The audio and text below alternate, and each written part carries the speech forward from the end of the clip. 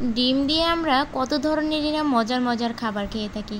তবে আজ আমি একটা ভিন্ন ধরনের অমলেট রেসিপি দেখাচ্ছি। এটা হচ্ছে মুড়ি দিয়ে ডিমের অমলেট।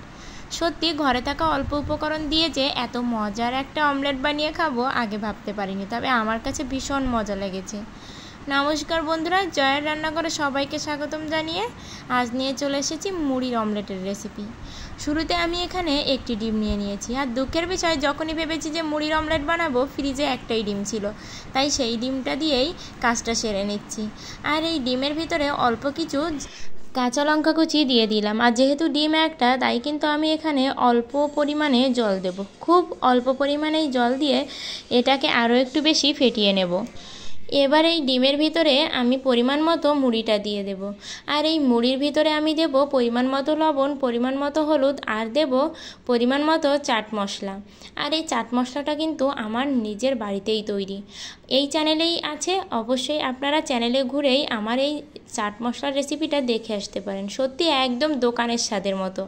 আর এই চাট মশলা দিয়ে আপনি তরকারি বলুন, নুডলস বলুন, যে কোনো স্ন্যাক্স আইটেম বলুন, সত্যি খেতে যে এতটা মজা লাগে, অবশ্যই বলবো আমার চ্যানেলে ঘুরে রেসিপিটা দেখে আসবেন। এবার আমি এটাকে খুব ভালো করে মাখিয়ে রেখে দিলাম।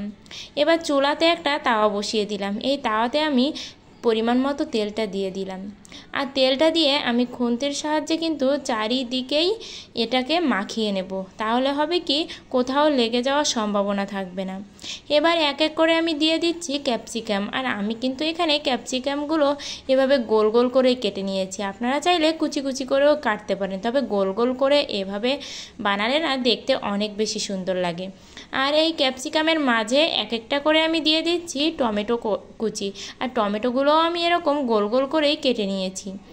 এবার দেব কিন্তু পেঁয়াজ, আর ঠিক পেঁয়াজগুলো আমি এর পাশে না বসিয়ে এই ক্যাপসিকামের ভেতরে ভেতরে এভাবে পেঁয়াজগুলো রিং রিং করেই কেটে নিয়ে দিয়ে দেব।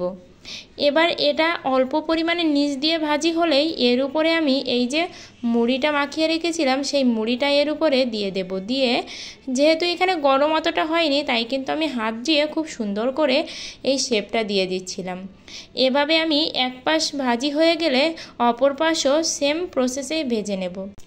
আর একটা কথা অবশ্যই বলছি, আপনারা কিন্তু এটা মিডিয়াম আঁচেই ভাজবেন। বেশি হাই হিটে ভাজলে কিন্তু এটা পুড়ে যাবে, সেভাবে এই ক্যাপসিকাম, টমেটো, পেঁয়াজগুলো সেদ্ধ হবে না। আর এই গোল গোল করে পেঁয়াজ দেওয়ার জন্য কিন্তু এটা খেতে না অনেকটাই মিষ্টি মিষ্টি লাগে, মানে পেঁয়াজগুলো খেতে ভীষণ মজা লাগে। দেখুন এপাশ ওপাশ করে ভাজি করেই আমি এটা নামিয়ে নিয়েছি। সত্যি আপনাদের বলবো অবশ্যই বাড়িতে একবার ট্রাই করতে, আমার কিন্তু ভীষণ মজা লেগেছে। আর এরকম ডিম দিয়ে তো আমরা অনেক ধরনের রেসিপি খাই, আর যদি নিত্য নতুন এরকম মজার মজার রেসিপি হয় তাহলে কিন্তু জমেই যায়। ভিডিওটি ভালো লাগলে অবশ্যই লাইক কমেন্ট করবেন, আর চ্যানেলটি সাবস্ক্রাইব করে বন্ধু হয়ে পাশে থাকবেন।